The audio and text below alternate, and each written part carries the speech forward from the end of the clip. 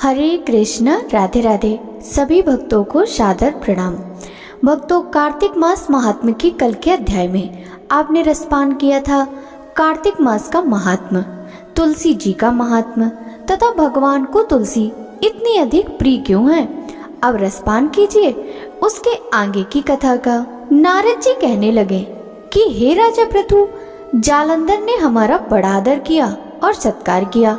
भक्ति भाव से पूजन करके कहने लगा कि महाराज, आपका कैसे आगमन हुआ और मेरे लिए क्या आज्ञा है। हमने कहा कि दैत्यराज, मैं कैलाश गया था, वहाँ पार्वती सहित अवधूत शिव और उनका वैभव देखा तो चकित हो गया कि क्या ऐसा वैभव और किसी का भी हो सकता है। ऐसा विचार कर तीनों लोकों में भ्रमण करता हुआ यहाँ पर आया हूँ। यहाँ आकर तुम्हारी समृद्धि भी देखी है। तुम्हारे और शिव के वैभव में और कोई अंतर नहीं है, किंतु तुम्हारा वैभव स्त्री रहित है। भस्म लेपन करने वाले, राग रहित, कामदेव के शत्रु शिव के पास स्त्री रत्न जैसी पार्वती है। वैसी यद्यपि तुम्हारे पास अनेक सुंदरियां हैं, परंतु उनमें से कांतिमान पार्वती की तुलना कोई भी नहीं कर सकती। अतः तुम्हारा ये वैभव स्त्री रत्न रहित देखकर यही निश्चित हुआ है, क्योंकि शिव के समान वैभवशाली इस समय त्रिलोक में कोई नहीं है। क्योंकि उनके पास पार्वती जैसी स्त्री है, जिसको देखकर ब्रह्मा जी ने अनेक अप्सराएं रची, परंतु एक भी पार्वती जी की समता को नहीं पहुंच सकी। नारद जी कहने लगे कि हे राजा पृथु, हम तो इतना कहकर वहां से चले आए, परंतु जालंधर ने पार्वती जी की इतनी सुंदरता सुनकर काम जोर से पीड़ित हो राहु को बुलाकर शिव जी के पास भेजा। राहु उसी समय चंद्र के समान उज्जवल, कैलाश को काला करता हुआ द्वारपाल नंदी के द्वारा रोके जाने तथा शिव के सामने उपस्थित किए जाने पर उनसे बोला कि हे शिव, तीनों लोकों के नाथ और सब रत्नों के स्वामी जालंधर की आज्ञा सुनो। शमशानवासी तथा नरमुंडों की माला धारण करने वाले जटाजूटधारी तुम्हारे जैसे अवधूत के पास पार्वती जैसी परम सुंदरी स्त्री शोभा नहीं देती।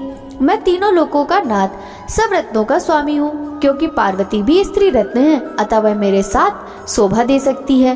तेरे जैसे भस्म धारण करने वाले योगी के पास नहीं रह सकती। नारद जी कहने लगे कि हे राजा पृथु, राहु के इतना कहते ही शिव जी ने अपनी भ्रकुटी में एक अति भयंकर ऐसे पुरुष को उत्पन्न किया, जिसका सिंह के समान मुख, जलती हुई अग्नि के समान लाल लाल नेत्र और शरीर पर खड़े हुए बड़े बड़े बाल थे।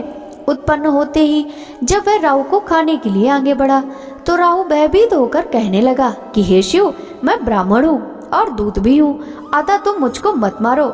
ऐसा कहने पर शिव ने राहु को पकड़कर आकाश में फेंक दिया। तब वह भयंकर पुरुष राहु को छोड़कर शिव के पास आया और कहने लगा, मैं भूखा हूँ, मुझे खाने के लिए कुछ दो। तब शिव जी ने कहा कि तुम अपने हाथ पैरों को खाओ।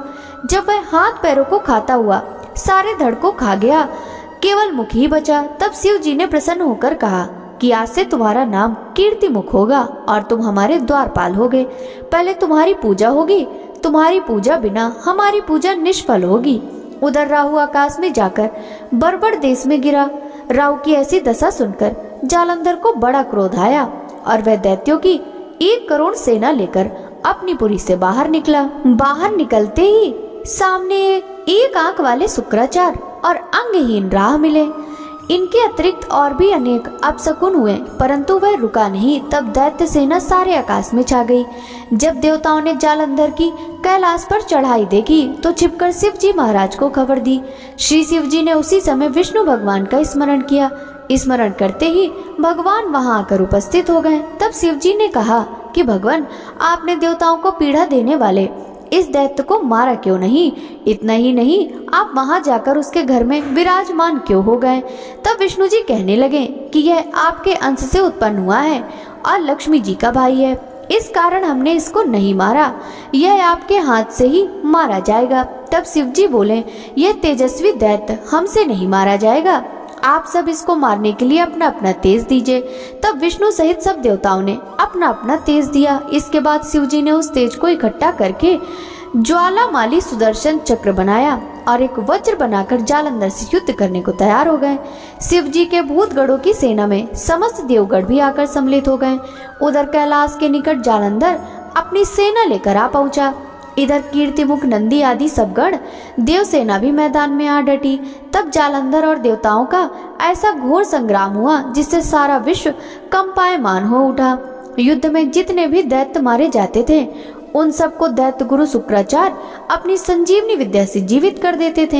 यह देखकर भूत आदि गण भागकर शिव जी के पास गए और उनको संपूर्ण वृतांत सुनाया। तब शिव जी ने अपने मुख से महाभयंकर ताल जंघा, जिसका मुख पर्वत की कंदरा के समान था, एक कन्या उत्पन्न की। वह कन्या दैत्यों को खाती हुई शुक्राचार्य को उठाकर एकदम अलोप हो गई। तब दैत्यों को शिवगण बुरी तरह से मारने लगे। गणों की इस प्रकार मार से घबराकर दैत्य सेना भागने लगी। दैत्य सेना को इस प्रकार भागते देखकर जालंधर के सेनापति शुंभ और निशुंभ तथा कालनेमी आगे आए।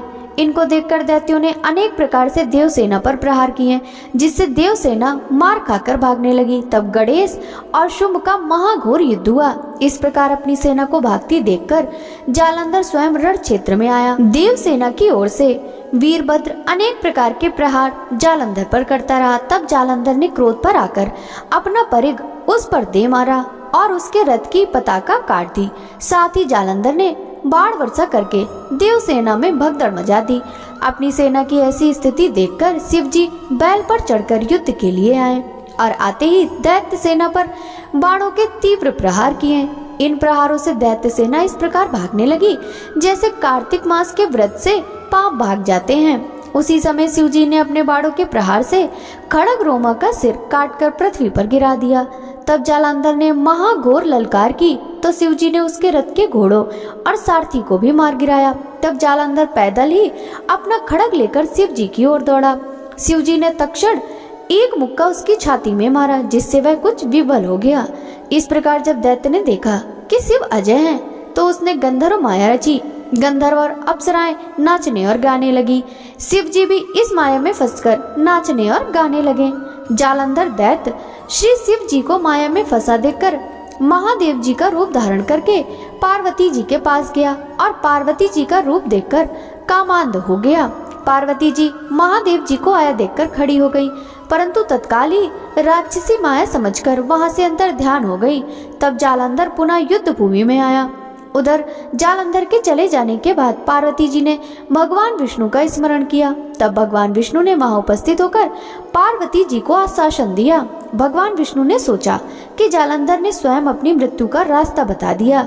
यह दुष्ट वृंदा के पतिव्रत धर्म के कारण ही मृत्यु को प्राप्त नहीं हो रहा, अतः देवताओं के कार्य तथा भक्तों की रक्षा करने के लिए हमको ही वृंदा के धर्म को भंग करने का घोर कर्म करना पड़ेगा। ऐसा करने पर ही इस दुष्ट की मृत्यु होगी। इतनी ही देर में शिव जी भी राक्षसी माया से मुक्त होकर जालंधर को आया देख उसके साथ युद्ध करने को उद्यत हुए और उस पर अनेक बाणों का प्रहार किया। भक्तों, कार्तिक मास महात्म्य का 6वां अध्याय समाप्त हुआ। भक्तों, अब रसपान कीजिए श्री तुलसी चालीसा और श्री तुलसी जी की आरती का। श्री तुलसी चालीसा। जय जय तुलसी भगवती सत्यवती सुखिदानी, नमो नमो हरि प्रेयसी श्री वृंदा गुण खानी। श्री हरि शीस बिरजनी देहु अमर वर अम्ब, जनहित हे वृंदावनी अब ना करहूँ विलंब। धन्य धन्य श्री तुलसी माता, महिमा अगम सदा श्रुति गाता। हरि के प्राणहु से तुम प्यारी, हरहि हेतु कीनो तप भारी। जब प्रसन्न है दर्शन दीन्यो, तब कर जोरी विनय उश कीन्यो। हे भगवंत कंत मम हो, दीने जानी जनि छाड़हु हो। सुनी लक्ष्मी तुलसी की बानी, दीन हो श्राप कद पर आनी। उस अयोग्य वर मांगन हारी, हो विटप तुम जड़ तनु धारी। सुनि तुलसी ही श्रव्यत ही ठामा, करहु वास तुहु नीचन धामा। दियो वचन हरि तब तत्काला, सुनहु सुमुखी जनि होहु बिहाला। समय पाई व्यो रौ पाती तोरा, पूजहु आस वचन सत्य मोरा। तब गोकुल मह गोप सुदामा, तासु भई तुलसी तू बामा। कृष्ण रास लीला के माही, राधे शक्यो प्रेम लखी नाही। दियो श्राप तुलसी तत्काला, नरलो कहीं तुम जन्महु बाला।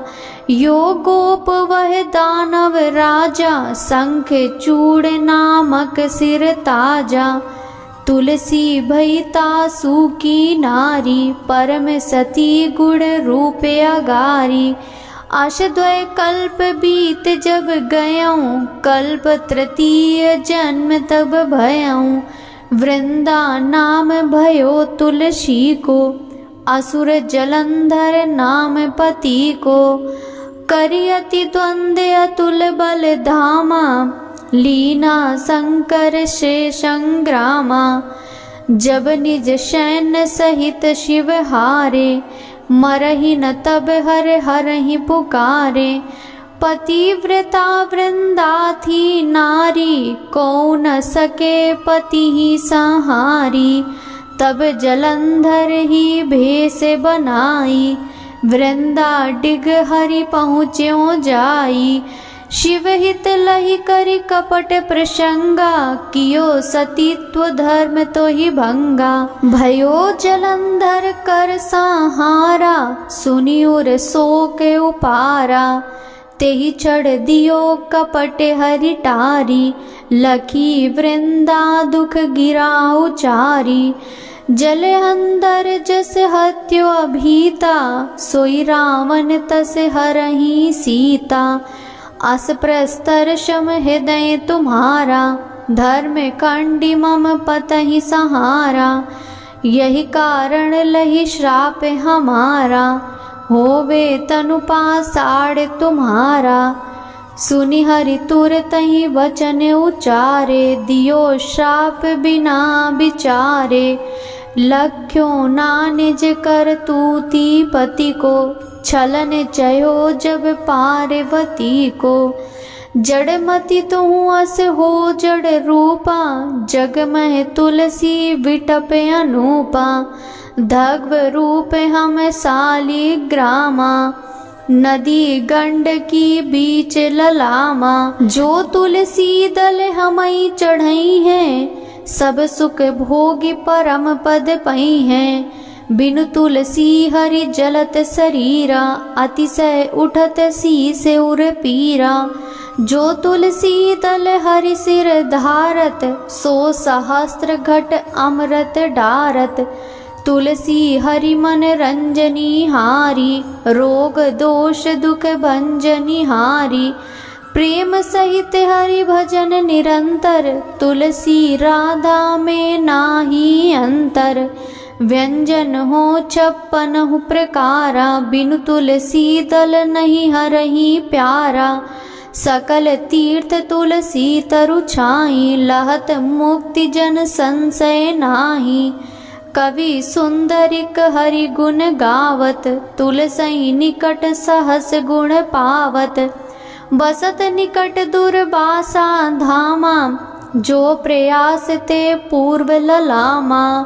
पाठ करहि जो नित नर नारी, होहि सुख बासहि त्रिपुरारी। तुलसी चालीसा पढ़हि, तुलसी तरु ग्रह धारी। दीप दान करि पुत्र फल, पावहि बंध्यो नारी। सकल दुख दरिद्र हरि, हारे हमें परम प्रसन्न।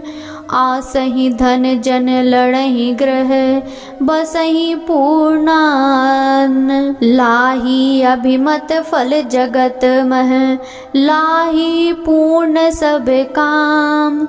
जहि दल अर्पहि तुलसी, तह सहस बसहि हरि राम। तुलसी महिमा नाम लख, तुलसी सूत सुख राम। मानस चालीसा रच्यो जग, महम तुलसीदास। बोलिए तुलसी माता की जय। तुलसी माता की आरती। जय जय तुलसी माता, जय तुलसी माता, सब जग की सुखदाता, सबकी वर माता। जय माँ तुलसी माता। सब योगों से ऊपर, सब रोगों से ऊपर, रज से रक्षा करके सबकी भवत्राता। जय तुलसी माता मैया, जय तुलसी माता। बटुपुत्री है श्यामा, सुरबल्ली है ग्राम्या। जय तुलसी माता, जय तुलसी माता। विष्णु प्रिय जो नर तुमको सेवे, सो नर तर जाता। मैया जय तुलसी माता, जय जय तुलसी माता।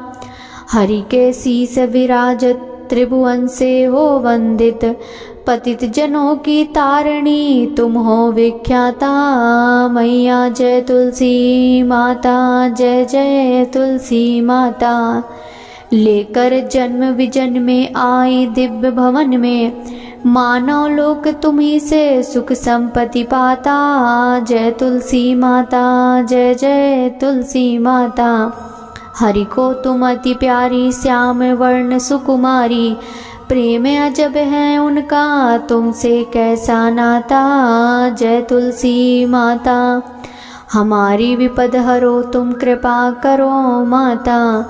मैया जय तुलसी माता, जय जय तुलसी माता। सब जग की सुखदाता, सबकी वर माता। मैया जय तुलसी माता, जय जय तुलसी माता। तुलसी महारानी नमो नमो, हरि की पटरानी नमो नमो। धन तुलसी पूरण तप कीनो, सालिग्राम बनी पटरानी। तुलसी महारानी नमो नमो, हरि की पटरानी नमो नमो। जाके पत्र मंजरी कोमल, श्रीपति कमल चरण लपटानी। तुलसी महारानी नमो नमो, हरि की पटरानी नमो नमो। धूप दीप नैवेद्य आरती, पुष्पन की वर्षा बरसानी। तुलसी महारानी नमो नमो, हरि की पटरानी नमो नमो।